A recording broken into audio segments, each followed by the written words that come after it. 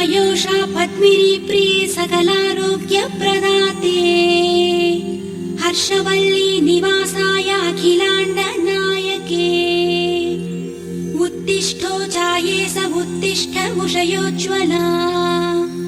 उत्तिष्ठ पद्मिनी कान्ता त्रैलोक्यं मङ्गलं कुरु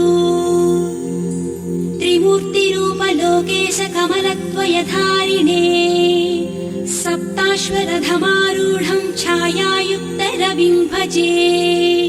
सुरेशं स्तोत्रगम्यं च जगदानन्दकारकम् श्रीसूर्यदेवदैते तव सुप्रभातम् समस्तजगतामूर्तिं नाशयन् पाति सर्वदा आयुर्ददाति सविता दद्यान्नो वन्दनं सदा तव नाम जपे नित्यं चार्ति न भयमु श्रीसूर्यदेवदैते तव सुप्रभातम्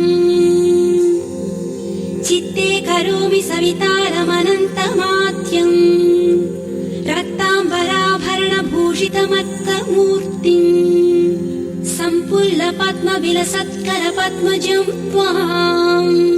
श्रीसूर्यदेवदैते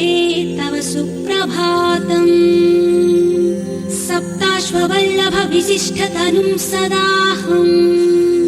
प्रफुल्लाब्जहस्तं प्ररोचं तमर्कम् त्रयीवेदमाद्यन्तशून्यं दिनेशम् श्रीसूर्यदेवदैते तव सुप्रभातम् महेन्द्रप्रतिष्ठाक्रिया सुप्रसन्नम् तमादित्यमारोग्यदातारमीडे जगज्जन्महेतुस्त्वमेनासि देवा श्रीसूर्यदेवरविभो तव सुप्रभातम् त्वया पाल्यते हेष्यलोको महात्मन्